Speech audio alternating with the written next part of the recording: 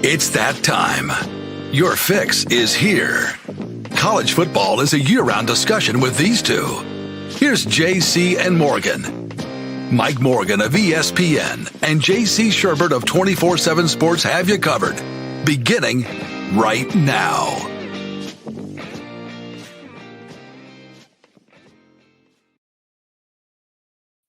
And welcome in, everybody. We are back for another installment of JC and Morgan, the show that is on campus 52 weeks out of the year. Thankfully, we will give you your college football fix as we do each and every time on the show. He is JC Shurburtt from Chi-Town.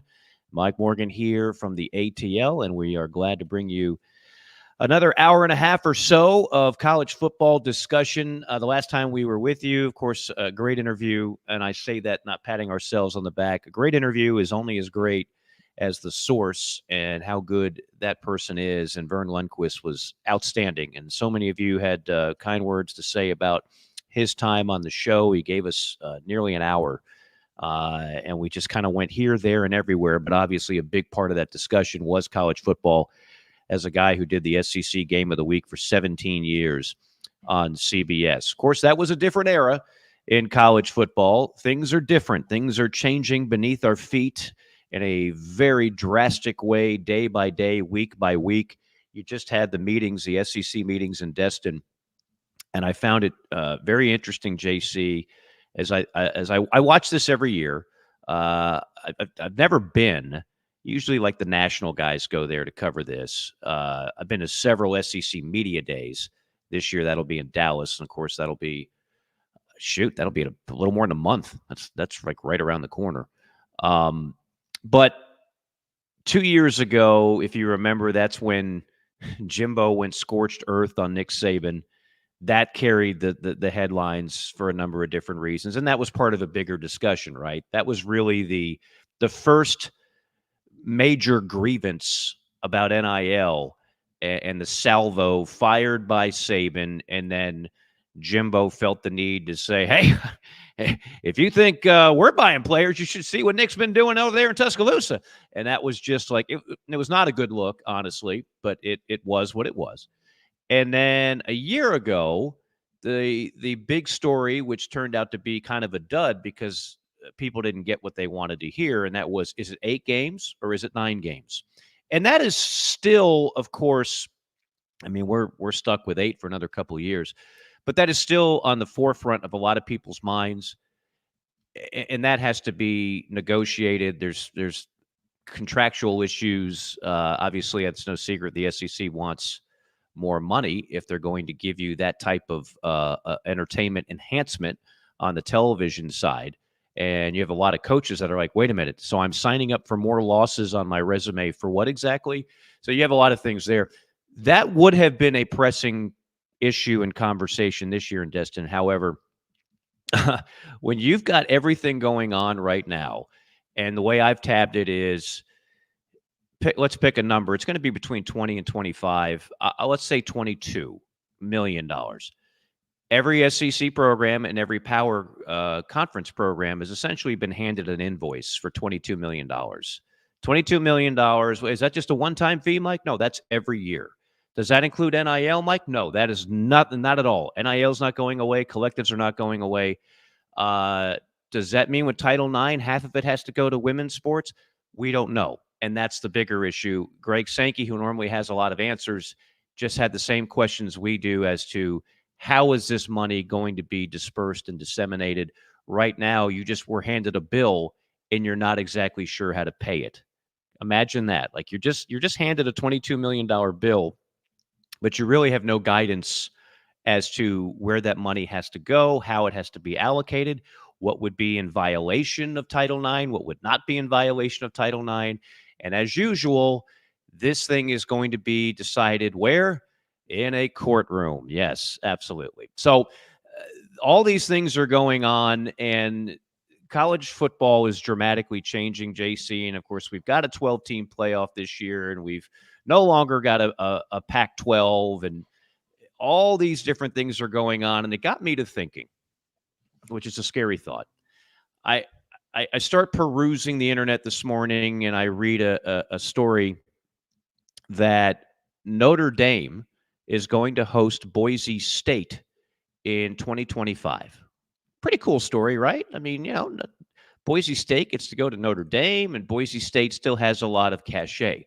Well, why does Boise State have a lot of cachet? Well, for starters, they had 8 consecutive years where they won 10 or more games from 2006 when they were in the WAC to 2012 when they were in the Mountain West Conference.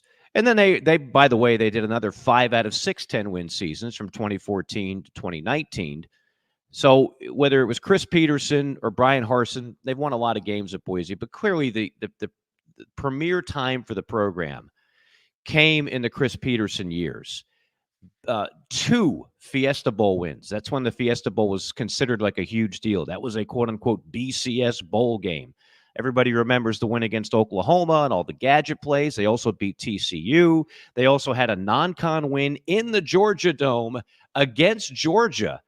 In 2011, they beat the Georgia Bulldogs. Like, Boise State was a thing. They were a phenomenon.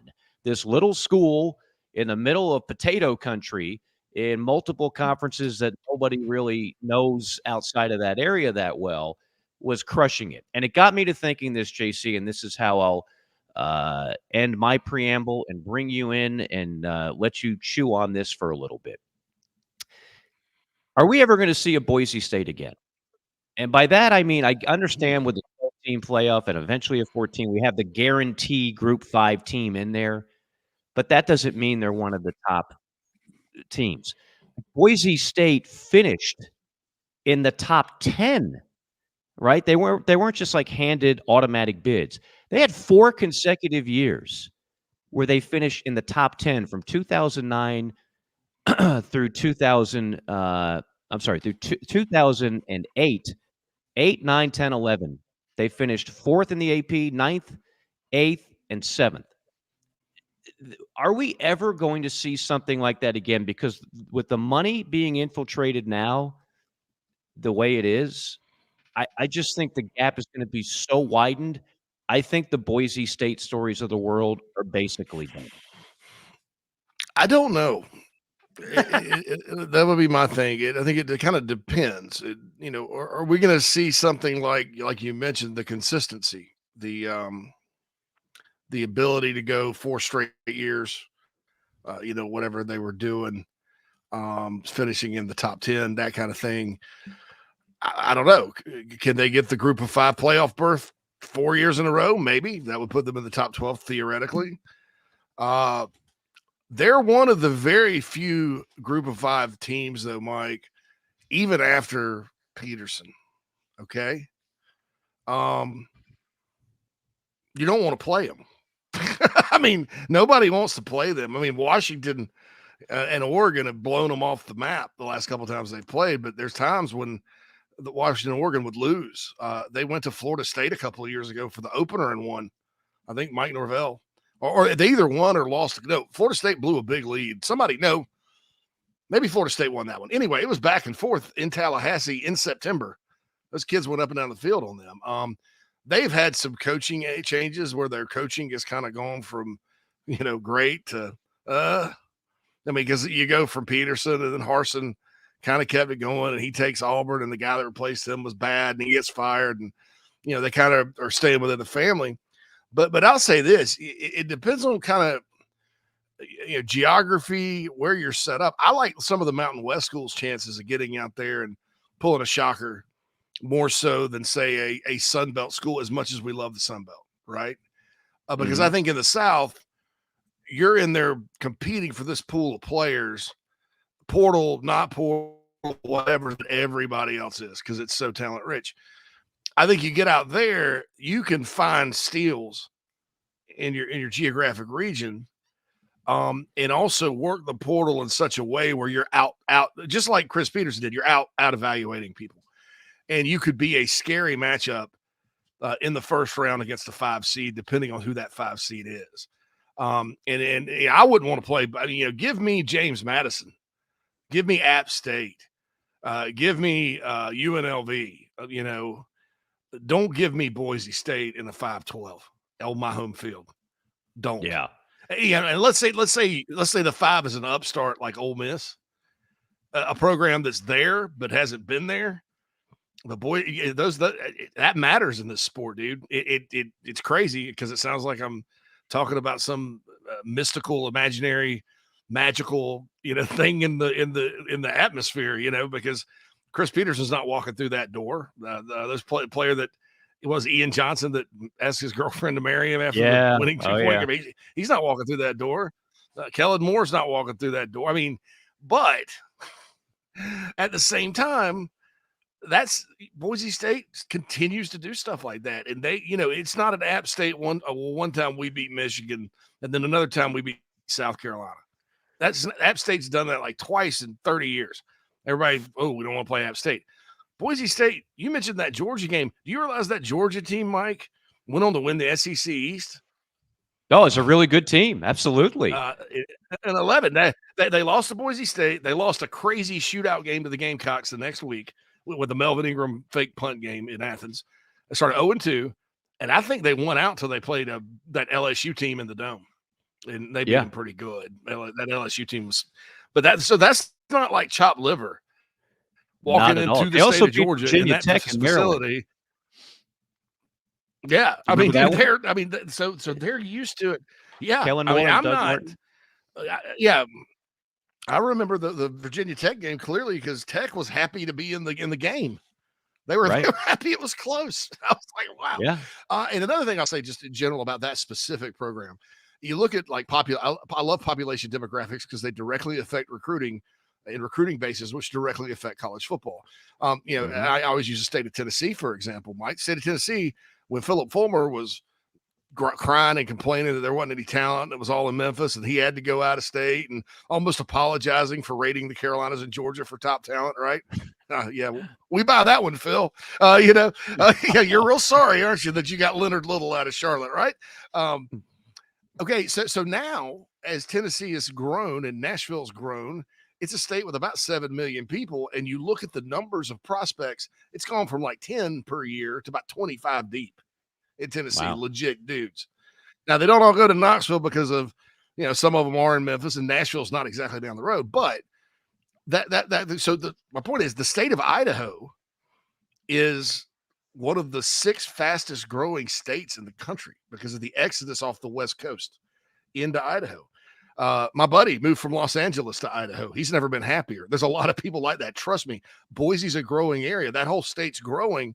And so as the population of Idaho grows, obviously there's going to be more endemic talent there, which right now there's Ryan Leaf and not very many others that have come out. Or was Ryan Leaf from Montana?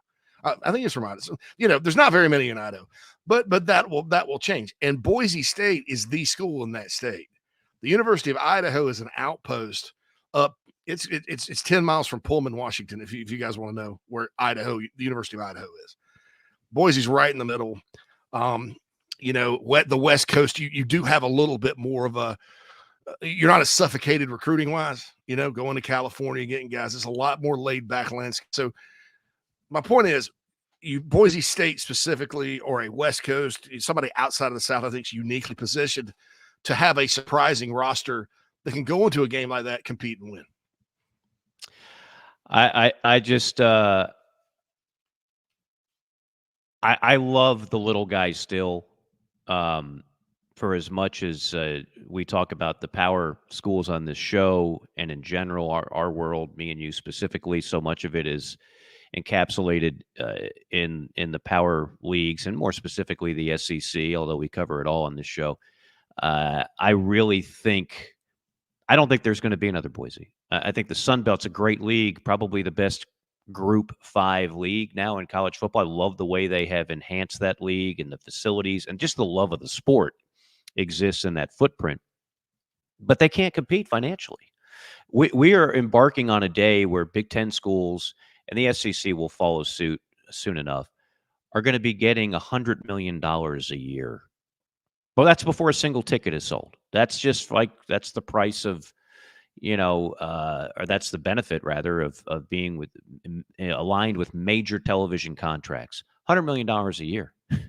And you look at the group schools and it's it just pales in comparison. And then you have another situation, and I talked about this on another show last week about the Sherman Antitrust Act. I actually started boning up on that. It was like I was back in civics class, and I realized how much I didn't learn and pay attention when I was a youth, because none of this interested me at all. Well, now I find myself kind of fascinated by that. I have a yearning for knowledge that I didn't get while looking at the kids next to me's paper in middle school and high school. It's okay I think the statute of limitations is passed on that. I don't think they can take my high school diploma away. But that whole thing, Sherman Antitrust, was concocted to avoid monopolies. And you have exemptions in Major League Baseball and the NFL because they realize it's a league, it's not a business. The analogy I would make, if you are McDonald's, you want to put Burger King and Wendy's out of business, right? I mean, that's competition, and you just get more business and revenues if that happens. If you are a league, if you are the NFL, for example, and you are pick a team, the Chicago Bears, where you are, JC, the Chicago Bears need the other 31 teams to actually be in business for the league to be successful. Your goal is not to drive the other 31 teams into bankruptcy, and then Chicago just has intra-squad scrimmages at Soldier Field in front of 10,000 people and plays a Super Bowl against itself. That's not, you understand? Like it's a difference. When I hear people try to make the analogy, it's improperly used. So there's a reason why there is an exemption. We are doing all these things now with the way we're paying athletes on the basis of, it's a antitrust exemption. Like we're doing this in the spirit of competition. What you're really doing, you're actually, in my opinion, I think we're going to see more of a monopoly, or to use the term that we've used for years on this show, a cabal. The rich are truly going to be in much better shape. And I'm not just talking Power 4 versus Group 5. I'm talking one SEC versus another. Like, if you're Mississippi State, are you ever going to be able to have the means that a Georgia or Texas has? I actually think when you open up the floor to player compensation, and really there is no cap. Like there's the cap on the $22 million, but then in the NIL collective world, there is no cap. The guys with the most resources had the most money to pay players, had the most money to garner talent, whether it's in the portal or whether it's in recruiting. And you'll never convince me that, oh, no. He went to school based purely on that's where he wants to go to school. And then based on market value, the collective and NIL money was commensurate with what? No, come on. That's a pile of crap, and everybody knows it. You're buying players. I've had more than a few coaches tell me in multiple sports, right now we're in a system where you're buying players at a high school, and then you're buying players in the portal, and very often the highest bidder wins. It is what it is. I'm still going to love college football. As I've said many times, college football is indestructible, no matter how poorly it's run, no matter how many flaws continue to exist. We love it too much. We're not walking away. I don't like it anymore. It's turned into the pro model. I like college sports because it's different than the pro. You're not going to get my money anymore. Okay, you'll watch it on TV. You're lying if you're saying you're going to ignore it. You're lying if you're saying, now I really don't care, and my alma mater doesn't mean anything in the program. I grew up going to games when I was 8 with my dad. Now I don't care. No, you still care. You're not going to stop. And they know that. They know that. You might stop giving money. You might not be able to pay the exorbitant ticket prices, but your love and your passion for college football isn't going anywhere. Never has, never will. All right.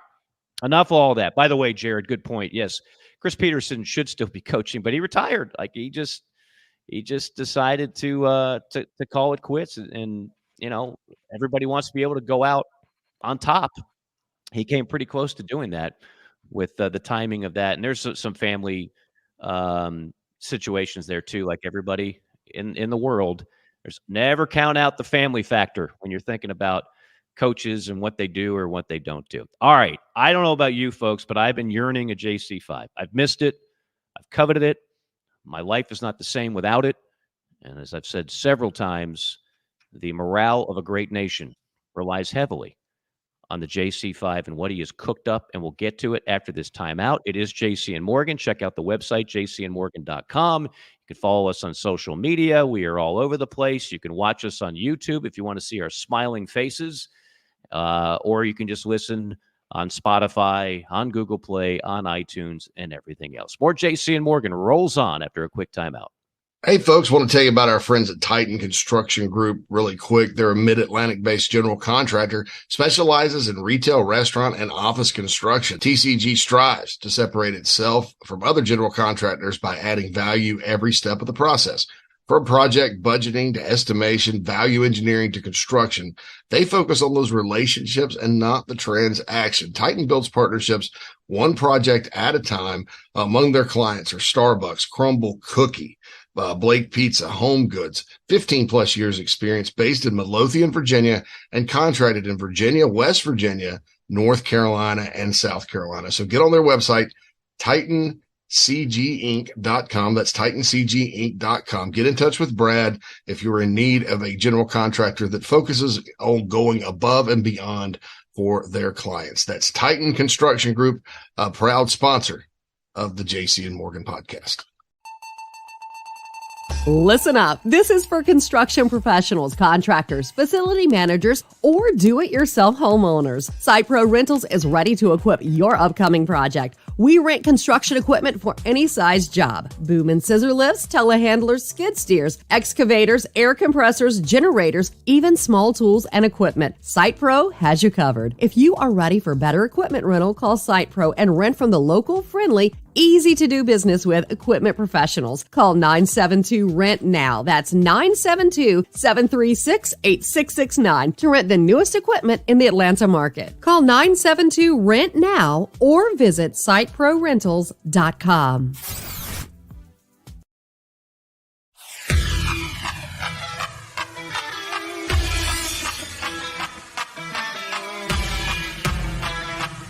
We're passionate about making sure that the Nest and Wild mattress is the best it can be.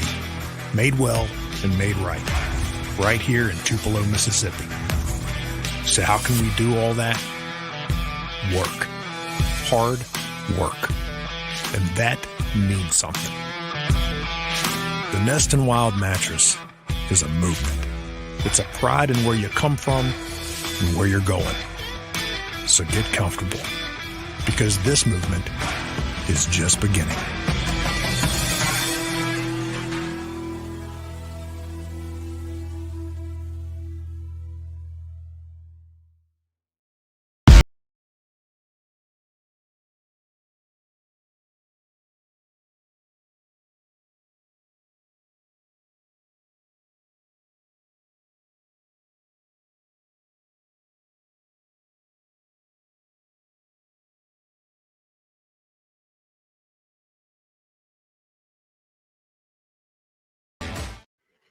All right, welcome back. It is JC and Morgan, brought to you in part by SitePro Rentals. When renting equipment, it's important to have local, easy-to-do business with friends in the industry that have the newest equipment, create efficiency for you and your project job site. 972-RENT-NOW is the phone number if you want reliability, service, transparent pricing. That matters. They have that as well. Do work with local, easy-to-do business professionals like the folks at SitePro Rentals.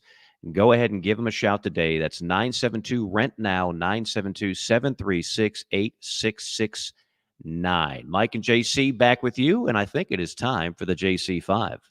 It's time for the top topics in the sport. We bring the JC5. Number 1. All right, Mike. Money bags. Mr. Money rules the world. Mr. Dirty, Rotten, Still Filthy, Stinking Rich Warrant album cover. I have a devil's advocate question for you. Okay, I like devil's advocate. All right, so question. you say all the programs with the rich money, they're just going to pass everybody else and bury them. Okay. I don't know about pass and bury them. That might be a little strong, but yeah. But a cabal, and you could argue Yes. a cabal exists right now. I mean, Oh, absolutely it all right, does. You and I have been talking about this for years. and people get scared about that because they think well, these teams are going to gobble up all the 5-star recruits and all that. I don't know that. I don't know it's necessarily that. I think it's much more about retention with Power 5s to Power 5s. But can you pay a guy too much and you waste money? And the reason I say that is football is unique in the sense that, unlike basketball, where if you got a top 20 guy, he's going to come in and average double figures most of the time because he's 18 months away from being an NBA player. Right. Football, only half the 5-stars even play as freshmen. It's developmental. So you hand somebody $2 million and you're 18 years old. Where's your motivation to get better? You're going to have some guys that just love the game and do it. But think about all this stuff with football too, what it does to your body, the physical toll it takes on you, the CTE scares out there and all that stuff that's in the media. How hard would you really work? And what would your desire and your hunger to be to master the game, especially with the generation we have now when you're driving a Ferrari? I mean, yeah. So can you overspend in football specifically? And I think we've seen some of that at Texas A&M and Miami. Jimbo's team that they put together, the one he went off about, they went 5-7. Yep. Miami spends more than anybody. What's Mario's record? I mean, so devil's advocate, can there be a situation where in the sport of football, too much is too much, and it could actually work against the natural progression and development of your players? Very good question. I love the way you frame that. It's a very valid point. I kind of go back to the old school argument. I used to have this years and years ago, and people got tired of hearing about 5-star recruits, and they would immediately bring up, well, how about that 2-star over there at Auburn? And how about that preferred walk-on over there at Ole Miss? And I would say, you know what? You're absolutely right. They overachieved. And how about Mike, that 5-star that completely flopped? You can take your recruiting rankings and shove it. Okay, I got you. Then I would pose the question as a fan.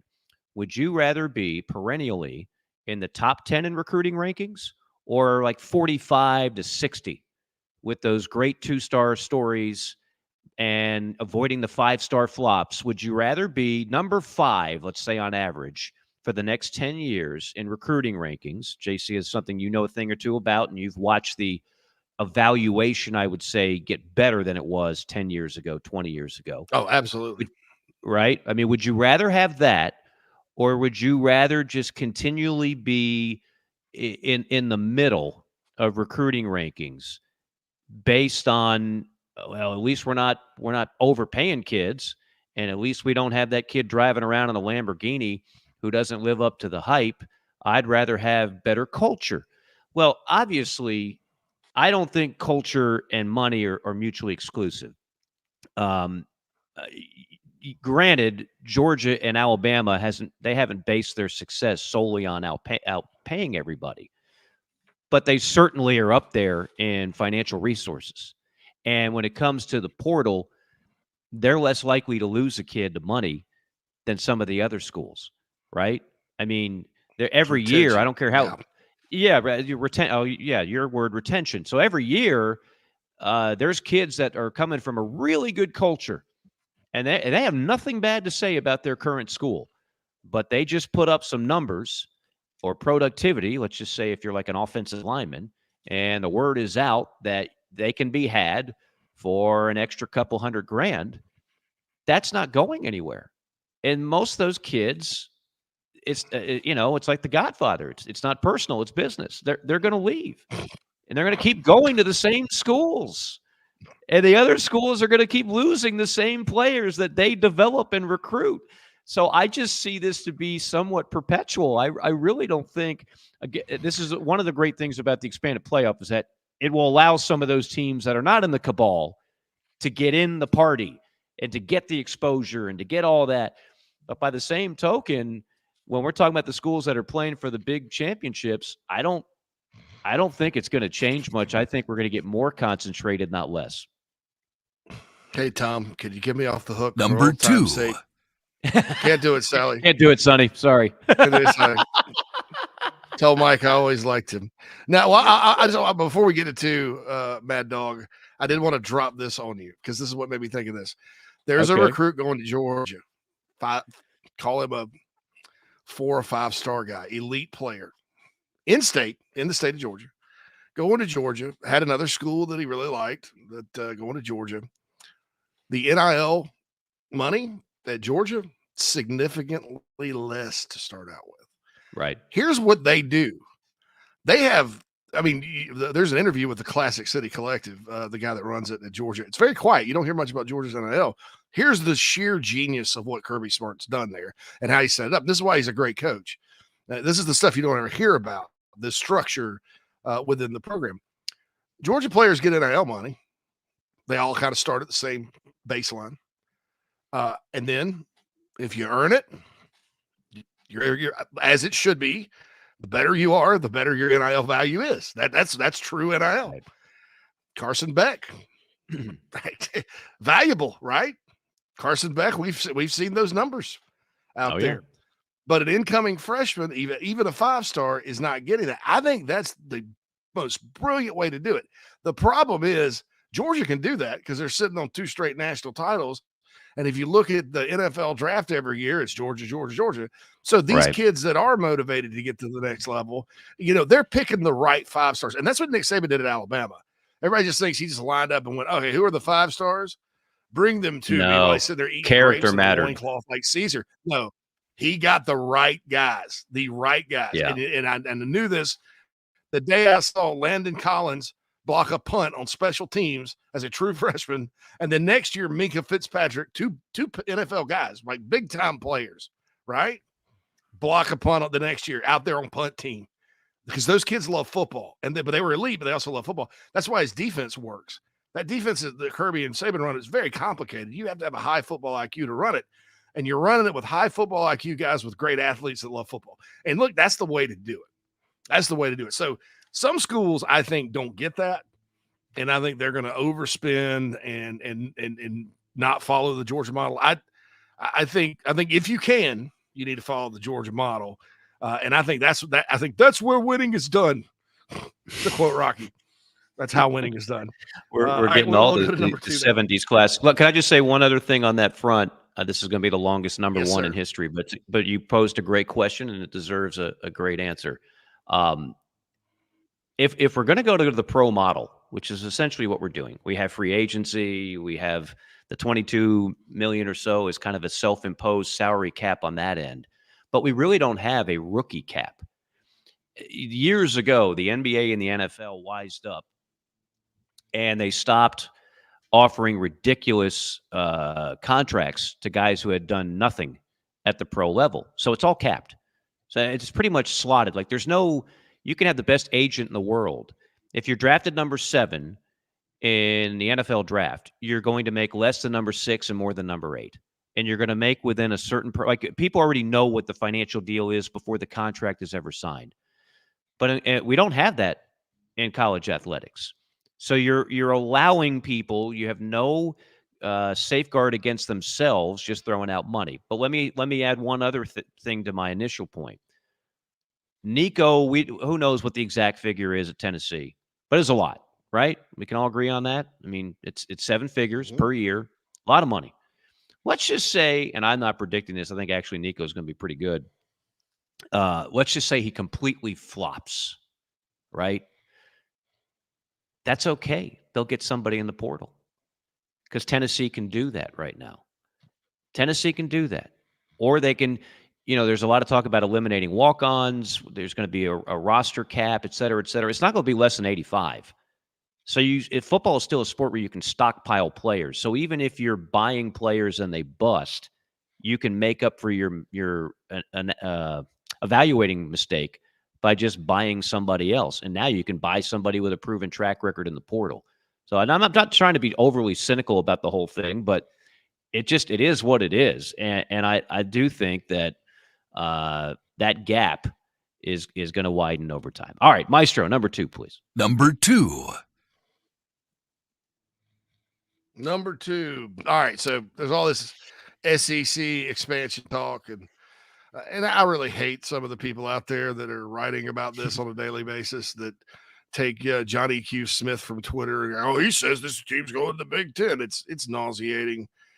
It's not nauseating that people put it on Twitter because, man, if I was like selling insurance and loved college football and I have the brain I do, I don't know that I wouldn't start like, maybe fire up a J or something at work and start wildly speculating about conference expansion and call myself an expert and get 1 million followers. I don't know that I wouldn't do that. That's a great life. But anyway, it's got to be gratifying. But the people that work for like alleged publications that aggregate it and so quite quote that as a source, you better just call my grandmother and ask her. I mean, call Nat's parents if you can pass the language barrier. I mean, just dude, that's just say ask my dog.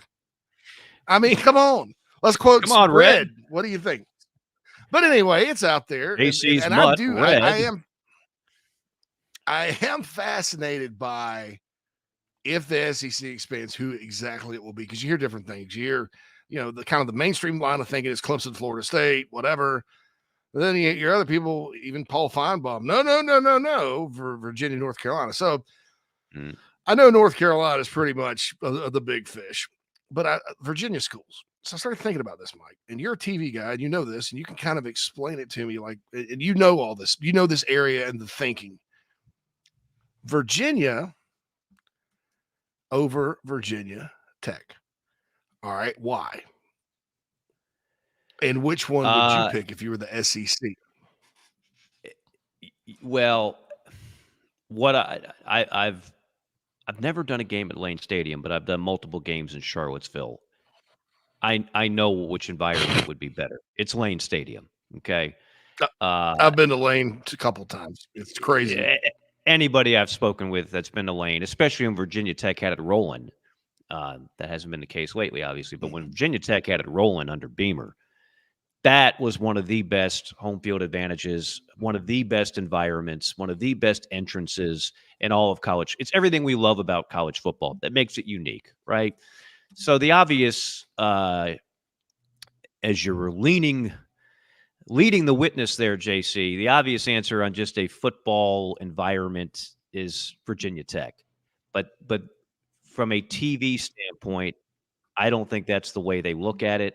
I think they look at, and forgive me, I'm forgetting what the term is, when it's the number one university in the state based on whatever, not the flagship. Yeah, the SEC loves flagships, right? And they love flagships, and they do. The academic standing certainly at Virginia is. I know there's going to be a lot of cynical eyebrows lifted when I say this, but the Virginia and UNC academic standards are something that they would like to hang their hats on, and the market sizes and all these things, I think, is why Virginia, North Carolina seems to be where they're leaning. I thought one of the interesting things that came out of Destin was Scott Strickland, the Florida AD, basically said, hey, look, and he even used the term, our friends in Tallahassee. We have no objection to them. Almost because I think the feeling has always been, Florida doesn't want Florida State. South Carolina doesn't want Clemson. Georgia doesn't want Georgia Tech. Like, why would you help your rival, your in-state rival, by letting them in the most powerful, successful conference in the land? But I don't think it's about that anymore. First of all, those schools play each other every year anyway, and I think it's not you might have one vote in the room, but it's a 3/4 situation to get in. So your one vote, you can try to like rally the troops. Hey, look, man, don't let my in-state rival in, and I won't let your in-state rival in. But if the other ADs all want the particular programs discussed entered into the league, you're outvoted anyway, and you might even come across looking a little bit petty. And the fourth one's Kentucky, and Louisville's not an option. So maybe you could bribe Kentucky and say, listen, we'll let you keep playing 8 conference games and your 4 cupcakes every year if you just keep Clemson out. Yeah. Okay. All right. I think they jump on right, Mitch sure. Mark Stoops would jump all over that. Don't mess with the Kentucky football schedule for me. Oh, my God. That's like mixing with a bourbon recipe. You can't do that. But well, I pointed out to say this. I think it's very interesting, and they do love flagships. In North Carolina, absolutely, Chapel Hill's the flagship. There's no question. It's UNC. Most of your top students from that state go there. It's so much easier to get in. You can't get in there out of state easily at all. In state, it's not easy, but I mean, they get the creme de la creme. It's the state school. No matter, and it's good academically. It's the states. It's like Florida, like UF. Smart people go there, Mike. Smart people get degrees from North Carolina and Florida. Okay, a little compliment there from a man. But in Virginia, the state the real like big state universities actually Tech. The name of the school is Virginia Polytechnic Institute and State University. So how it was explained to me was all the normal kids go to Tech. And it's down shoved in Southwest Virginia, and Virginia's in Charlottesville, close to DC. So we talk DC television market, right?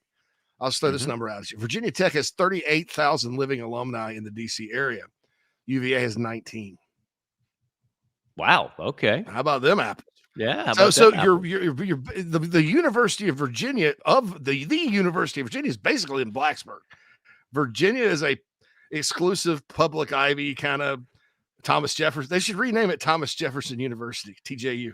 They love some TJ school out there. Yeah. Yeah. It's a smaller school. It's very selective. I'll go up a couple of states and give you an example. University of Pennsylvania versus Penn State. What would you call the flagship school? Penn's an Ivy League school. Right. Penn State. It would be Penn State, correct? Yeah, sure. So I think that's it. I mean, and we don't get a whole lot of, I mean, I'm pretty sure you're right. They're going to take Virginia, but I could make a strong case for the Hokies there as well. And people just they don't think about it like that, but well, that would be my little take. Yeah, no, and I'm sure a lot of people are saying, how are they not saying Clemson, Florida State? I just don't get the vibe that that's what they want. And you're not just recruiting the best, most winningest teams. In fact, the league is so loaded already. There's a lot of, you've talked to coaches and ADs, there's a little bit of fatigue with having to face yet another juggernaut. They'd almost rather have a quote unquote lesser program in terms of success, but the resources that they're looking for, Virginia and UNC fit that.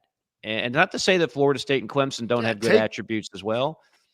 Look, this could all be a moot point or a part and parcel to a bigger point, because when Clemson and Florida State get out, and they will, I don't know if the ACC has a chance of surviving. And now we're going from the Big Four to the Big Three. And if you're going from the Big Four to the Big Three, you might not have to make any of these decisions, JC. I'll take Virginia and Virginia Tech. I'll take Tobacco Road with me. And then it seems to me like Florida State and Clemson, if they do have a landing spot, it's the Big Ten at this point. That just seems to be where they would wind up. And I don't know if that makes their fan base happy or excited to have road trips to Iowa City or Champaign, Illinois. They certainly would be psyched about going to Columbus, Ann Arbor, and Penn State. Those would be very cool trips. But there's going to be gobs and gobs of money that'll be tossed their way, I believe, from the Big Ten. The Big Ten has already said geography be damned. We are the new Conference USA, from sea to shining sea.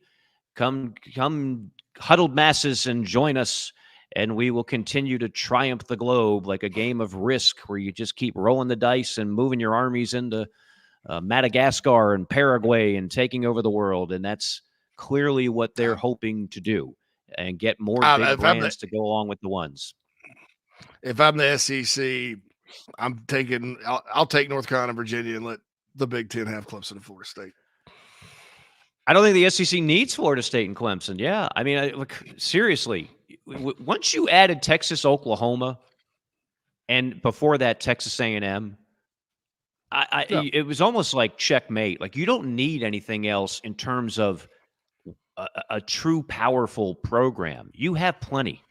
You have plenty of those. So I think this next edition, and you asked about TV, the landscape has changed. When they added Missouri and A&M, they were launching the SEC network, and geographical footprint was extremely important. Huge, but we're now in a streaming world.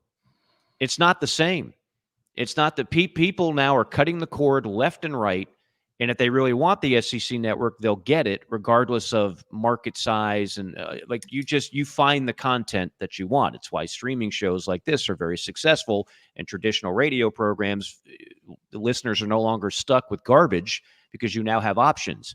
Well, in TV land, what you were coveting in terms of programs to expand and help your TV footprint, it's different now. It's more about brands. It's more about brands and some of the ancillary things you can bring to the table. And so I think people have to stop living in the 2013 world and start living in the 2024 world of what is attractive to a league like the SEC to expand. Number 3. All right. We mentioned the Gators earlier. Mike, is Florida still a Volcano program in your opinion? Oh, wow. Woo. Coming off the top rope on number 3. For those of you who don't know, Mike's got Volcano programs. They're the ones that they're a coaching hire away or a good recruiter. They're getting back to. I mean, you guys know You're sitting on molten lava beneath the surface, and it's just a matter of time before they erupt. And just like I said, Florida State is one, and they have erupted under Coach Norvell. Yes, I do think Florida is a Volcano program, but with a caveat. I don't know if Florida, even if they erupt, and for that matter, Florida State, let's see what Florida State does this year. Last year, even though they didn't get invited to the big dance, they still clearly had a breakthrough season, and things are looking up in the garnet and gold world of the Spear and Chief Osceola and Florida State football. Shout out to you, Sean, listening down in South Florida, big Seminole fan. I think Florida will certainly get back to success, but it's going to be a very bumpy road, in my opinion. And I don't know if the success is like Urban Meyer, Steve Spurrier's success. I don't know if that Volcano is coming back in our lifetime. I just think the landscape has changed in so many ways. Now, it's not Nebraska, which is not a Volcano program. No, not anymore. Dormant. Yeah. Dormant, correct. You can walk right on that land, and there's no fear of an eruption. There's no fear of hot lava burning your skin off and leading to your eventual demise. I do think Florida has too many resources where it won't erupt again. But, Georgia, Bama, Texas, LSU, that to me is the modern day cabal of the SEC. And I realize LSU's had some dips too. They're not great every year, but man, they had their last 3 coaches won a national title. They've got the recruiting base that's the envy of many. They don't have to compete with another school in their own state. The facilities are there. The resources are there. The money is there. Everything is there. Same thing with Georgia. Same thing with Bama. Same thing with Texas. So I have a hard time believing that somebody is going to encroach on those 4 a year here and there. Yeah. Remember, Dan Mullen was a win away in the SEC championship game for playing for the biggest of stakes. Now, people forget that because it was a COVID year and everything was crazy, and you had an SEC conference only season. But Kyle Trask and Kyle Pitts and everything was going right. And a year later, they fired him because you had a number of people on big platforms say, well, Dan Mullen can't recruit like Kirby can. He's lazy. He's not into doing all that. And they fired him. And they brought in Billy. And Billy is 3 games under 500 and facing one of the toughest schedules in college football. So it's a long answer to your question. I'd say yes, but with a caveat to go with it. There's no difference between how Jim McElwain recruited versus Mullen versus Billy. They're all the problem with the Florida schools in general. And Florida State solved this by the portal, but Miami and Florida, they lose the guys they used to get. I mean, you used to not be able to get a kid out of that state at all. Now it's a mass exodus. If you look at the history of Florida football, 2 coaches have won big there, obviously, and their names are Steve Spurrier and Urban Meyer. I think if you're Florida, the next time you go find a coach, and I think it was a mistake to get rid of Dan Mullen, to be honest with you, because he fits into one of these 2 categories. You either need an X's and O's wizard, a guy that can outcoach you most games like Spurrier, and you'll get enough talent for that coach to go compete against anybody really in the SEC. You got to ignore what Georgia's doing right now, just like Auburn needed to ignore what Alabama's doing. You can't do anything about that. Or you need a super coach like Urban, who was good at both. I mean, Urban would go out coach you in a game, but he'd also go land. I mean, what he did at Florida, the criminality aside, was freaky. Still, 3 of his 6 years, he was in the Outback Bowl. So, I mean, so the only one that's kept it going is Spurrier in the history of that program. But I thought that was interesting because I'm just like, I still think Florida is somewhat of a volcano program, and the right situation can do it there. I mean, they got too much support, and God bless their fans. I mean, sometimes I think dealing with South Carolina fans is tough, but I wouldn't want to be a Florida website operator right now at all. Well, you definitely don't want to be that if they lose to Miami on the 31st of August, because I don't know. Can 24/7 support? Is there like a data limit on the message boards where it'll just crash? Because I could see that potentially happening. The most, and it's R-rated, so if you don't like foul language and outrageous things, don't go. But on our Gator 24/7 site, their game threads are epic. I mean, God forbid something bad happens and other team scores a touchdown, and it's like fire everybody, fire this guy. They get in fights with it, threatening each other.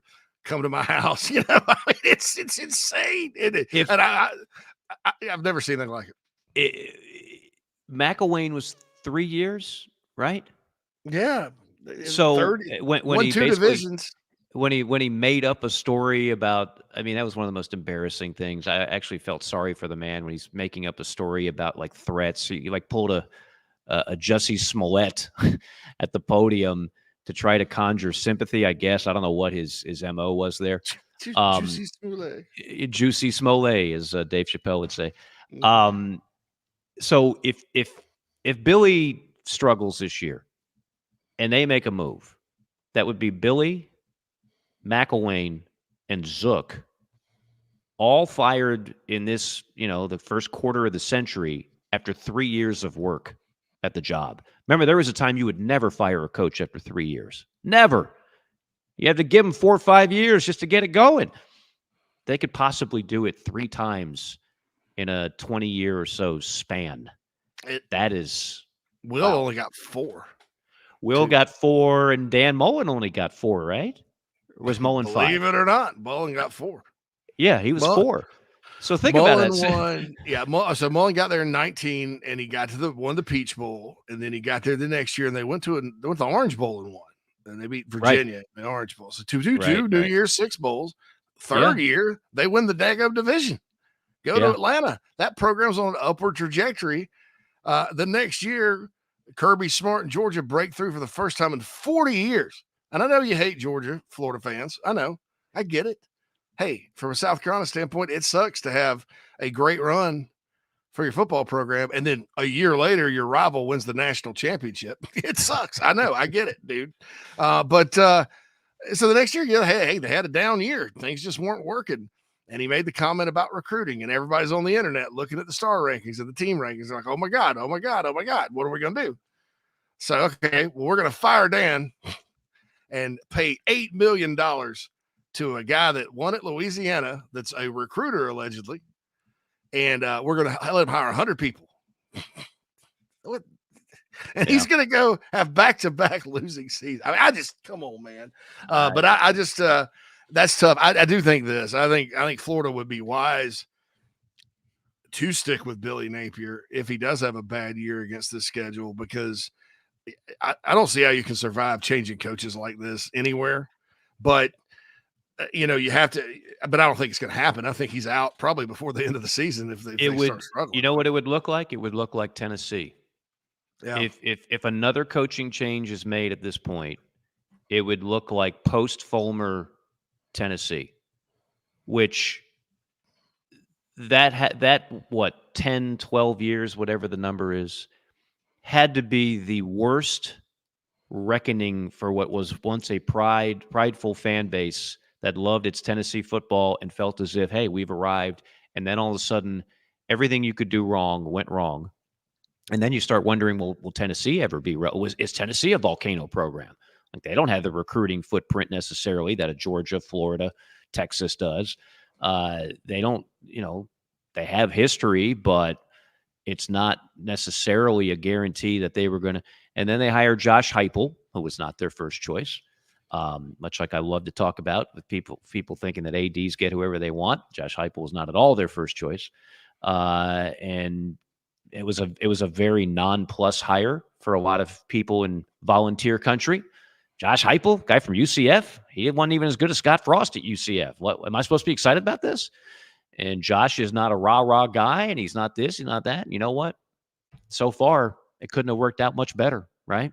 And now he's got Nico, and if they can put together another good year, Josh will certainly be considered a successful hire in the short term and maybe the long term as well. All right, next one. I was add one thing about Josh Heupel, and I was not on board with it either. And we'll see how that offense evolves in the SEC. So far, so good. But the dude is 55-20 as a head coach. I mean, that's a sterling record, and didn't take over a great situation. Tennessee had like 50 players when he walked. Oh, Tennessee was a mess. I mean, and he's gone 27-12 there with 3 bowl games, and they were in the mix for the playoff one year. So I'll just say that about him. I mean, I know everybody keeps saying, "Oh, maybe he's not that good." Could you imagine if they'd hired my boy Dave Dorn, which he turned it down before they hired Heupel? Well, who else turned that job down? I mean, the Heupel time, I think it was just Tony Elliott that turned it down.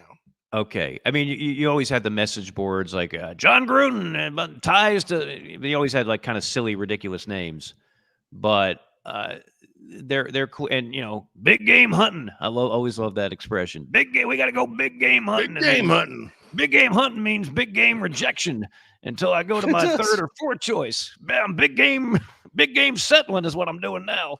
That's what it usually turns out to be. Going home with the 5. Oh, gosh.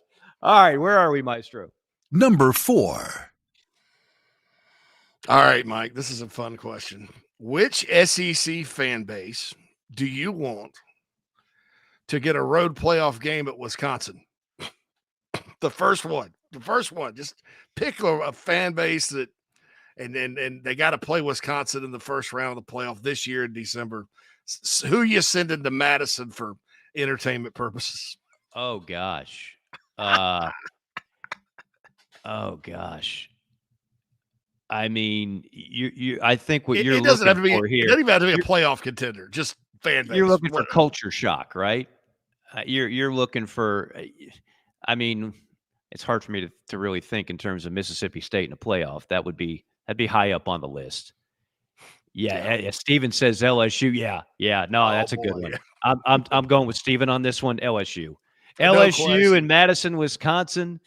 Yeah. LSU when they're blasting jump around off of the 2,000 gigawatt speakers, not quite as loud as they are in Lexington, but the 2,000 gigawatt speakers, and a bunch of Badgers are jumping up and down. And LSU, especially if it's a night game, LSU folks have had plenty of hours to consume their favorite beverages, and give me LSU over there at Camp Randall Stadium. Hey man, my runner-up will be Auburn, just because I would like to listen to the Feinbaum show. Paul, I'm up there on I-85. I'm heading on up to Madison. Just got through Chicago. There's a foot of snow on the ground. Just want to give you a big War Eagle today, baby. Phyllis from, I don't know. But yeah, LSU actually did play Wisconsin in Green Bay. Yeah. But it was a September game. Wisconsin beat them. And I think Les Miles got fired. I think it was 16. Les Miles got fired shortly I believe after. That's right. Yes. A lot of grass was eaten that day off the friendly confines of Camp Randall. Yeah. All right, next one. Number 5. Mike, I know you're going to just say this is just tough. It's reality. And I get it. And I agree with you. We don't really disagree on much. We kind of have similar world philosophies and viewpoints. But is there any concern that with the desire to optimize a television product monetarily and really audience-wise too, because it's all about finding interesting matchups, that we are giving away some of the traditions of college football.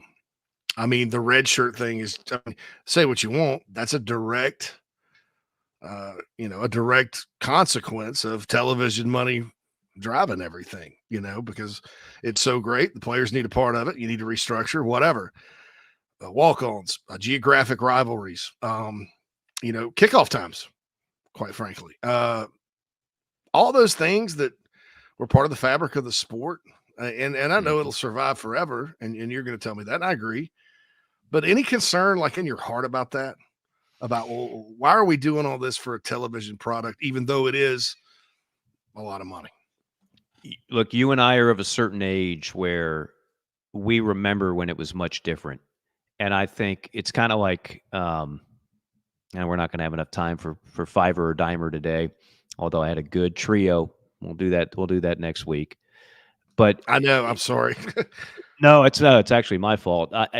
When we do, when it's said that the music that you loved when you were 13 or 12 and the TV and the movies that you loved and the TV shows, those are always going to rank highest in your all time. That's what people say, right? The movies that I saw when I was that age, and I saw a lot of movies that, quite frankly, were not suitable for a 12-year-old, but cable was a good thing. Sneaking in R-rated movies was a good thing, and I think I'm better for it. So you can't ignore that. What you and I grew up on is always going to be number one in our hearts in a lot of ways. But I do think a couple of things. I think the game itself on the field has never been better. I don't miss option football. I'm sorry. I don't miss the wishbone. I don't miss quarterbacks that can't throw the ball and read a zone and fire it 40 yards on a rope. I don't miss that kind of talent at that position. I don't miss some of the old antiquated rules. I don't miss ties in college football. I don't miss co-championships in college football. And I don't miss the BCS. So there's a lot of things that are dramatically improved. But you hit on the things that I am going to miss. We are eroding away at rivalries in a lot of geographic rivalries. Now, many of those are never going away.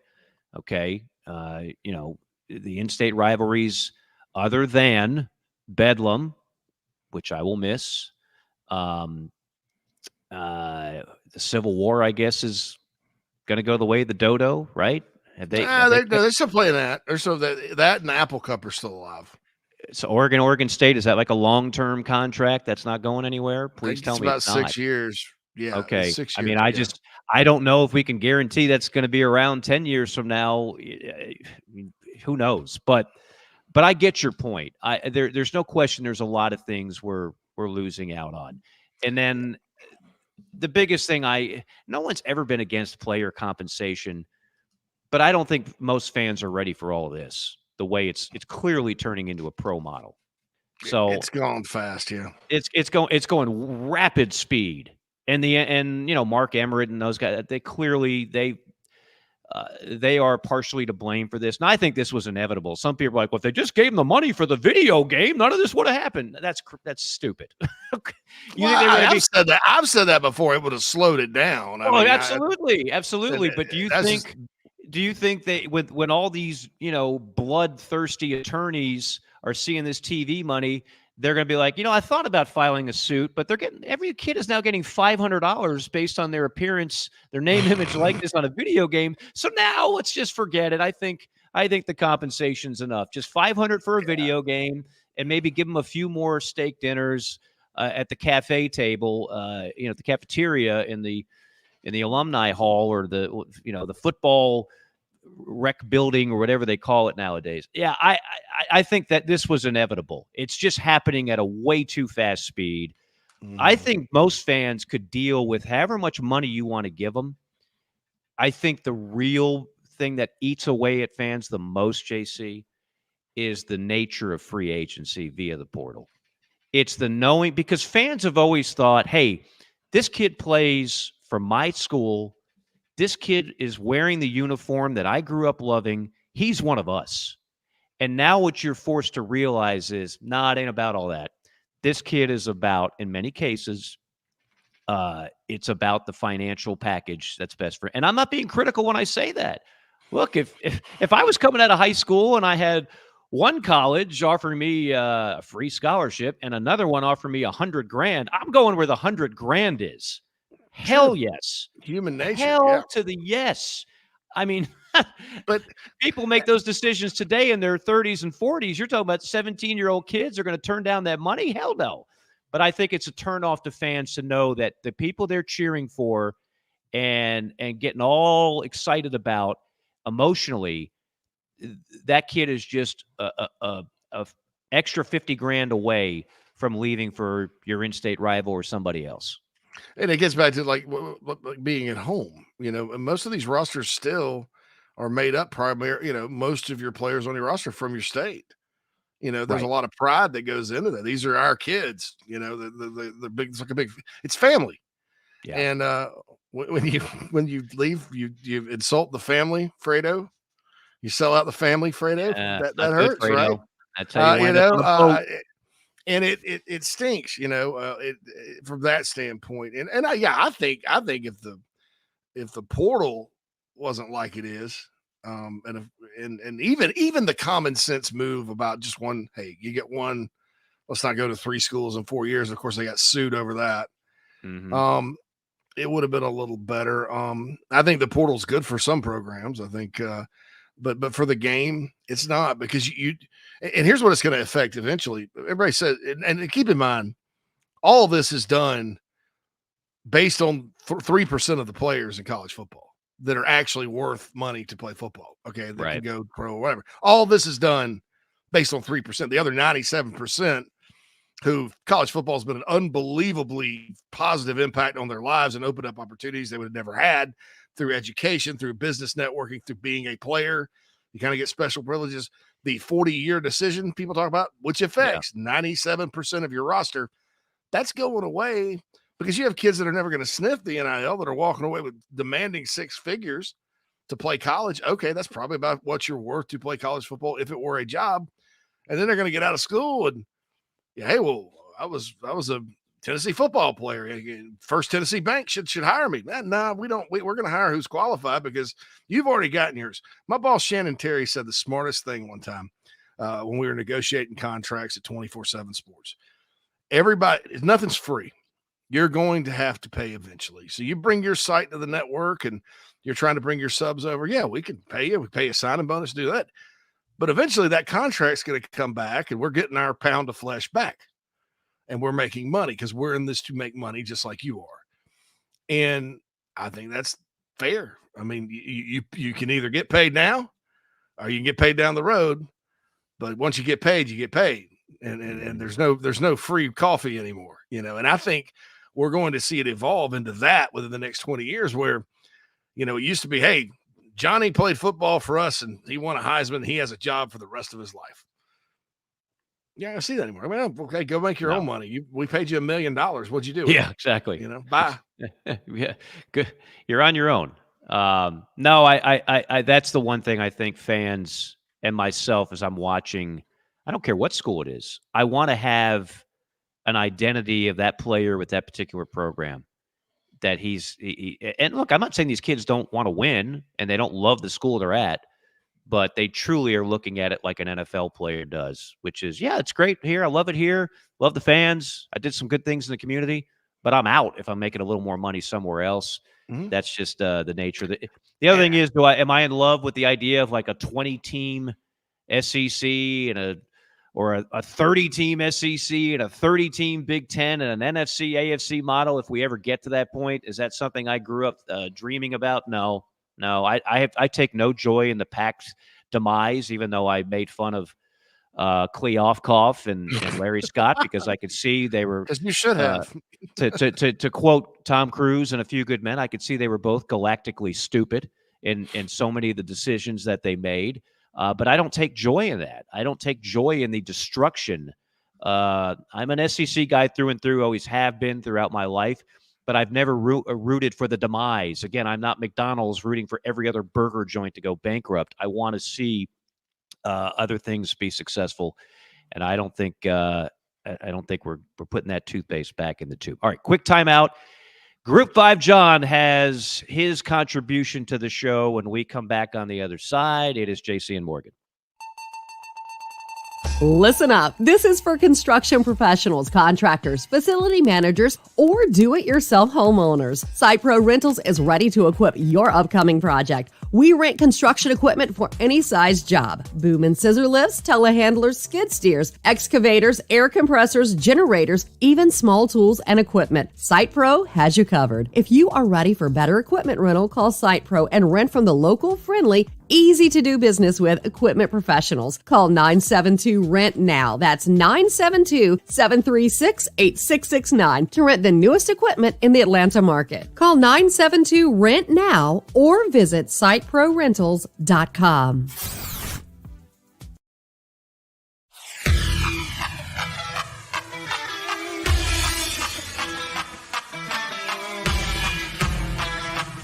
We're passionate about making sure that the Nest and Wild mattress is the best it can be.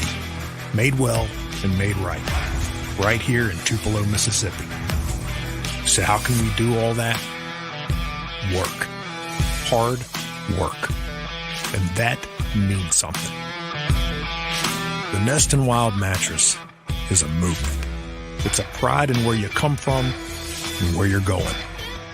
So get comfortable, because this movement is just beginning.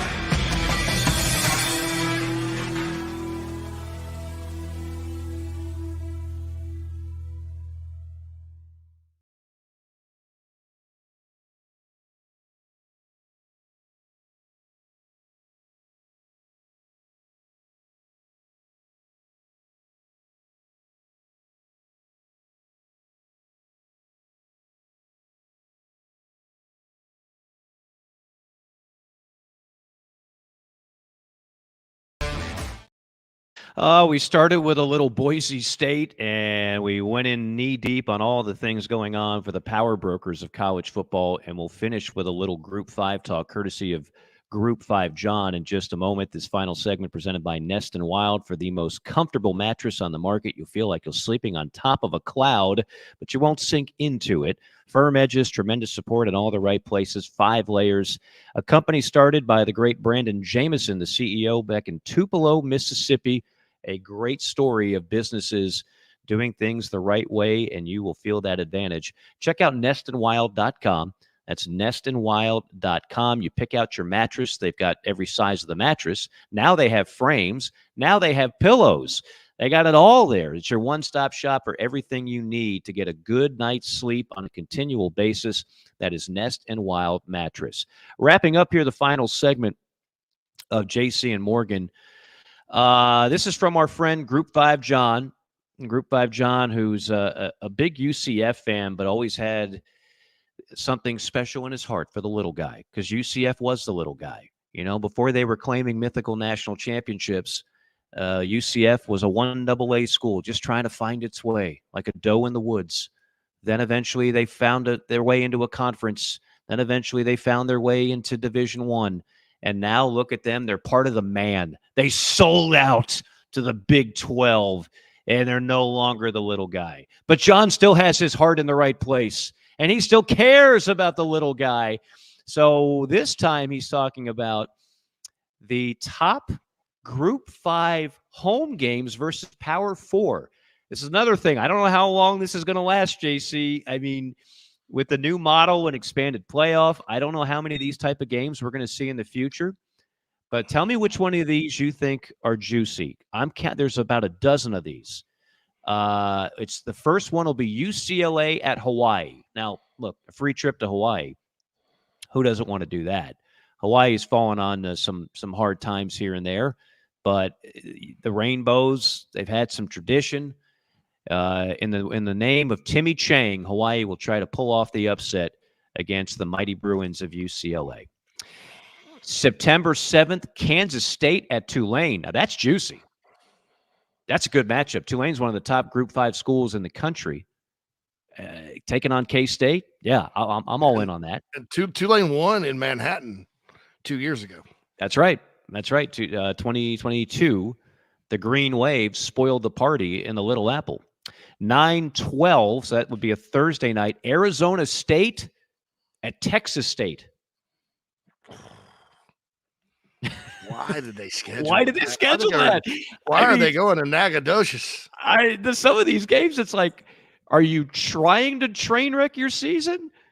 You have nothing to gain, and you got plenty to lose. That coach at Texas State, who's going to be a hot name, I believe, this year, should have been a hotter name last year. Mm-hmm. They've already pulled off some upsets over there, and a town. Have you been to Nacogdoches? It's between between Austin and San Antonio, so I've driven through there. But driven through there, no, good Mexican food. Get a good tamale. And, they have a river that kind of goes through there. People go float in the river. That's okay.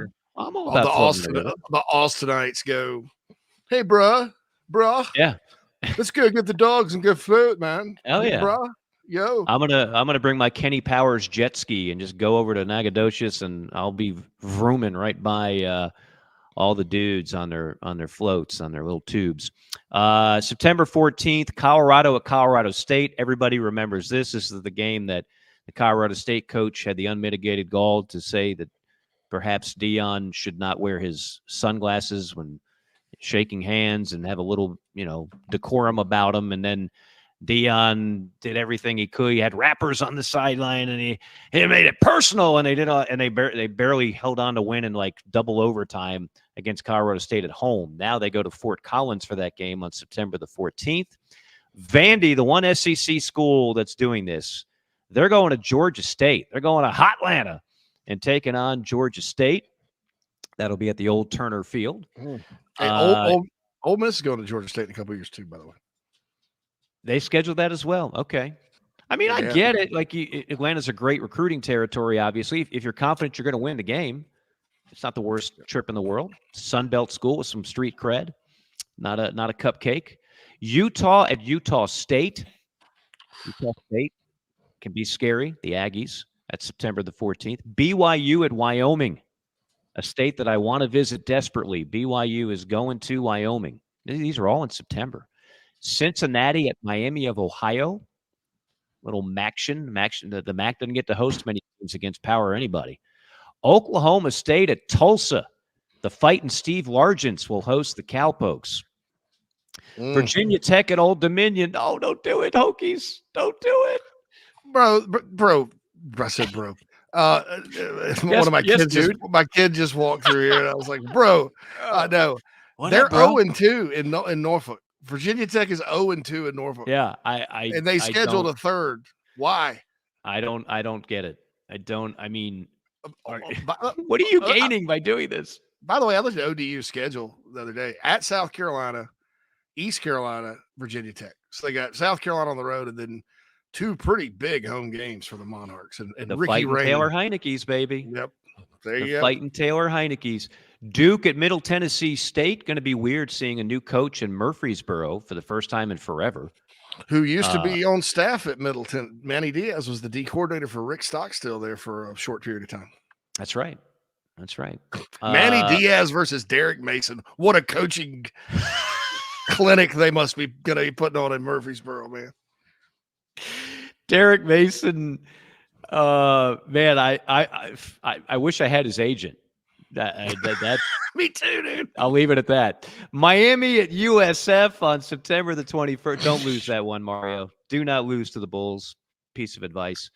And their coach is pretty good. I don't know if you've ever seen this. Golish? He's like a redheaded guy. Yeah, he's I think he's Russian. I think he actually he's Russian, and obviously did a great job at Tennessee. I when they hired him at USF, I was like, I don't know. He's kind of the guy that worked for the guy, and I mean, but like his personality is really cool.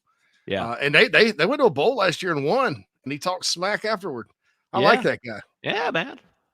All right, quickly, we're running out of time. Virginia at Coastal Carolina. It's a different vibe with Coastal right now. New quarterback, new everything. And then Wake Forest will battle the fighting Jim Morris at UConn. And that'll be I have go on. Uh-oh.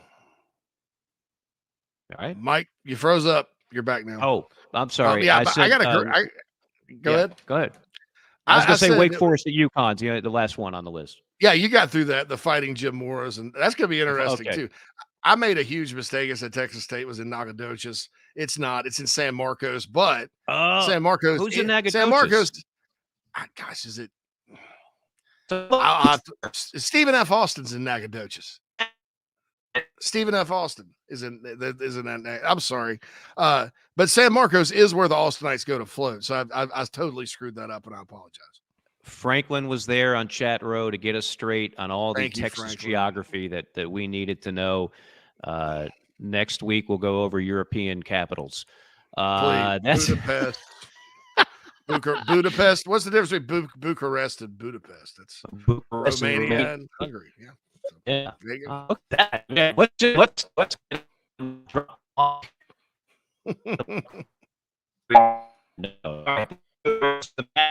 What's keeping us technically sound. And for JC, this is Mike saying so long. We'll talk to you next week on JC and Morgan.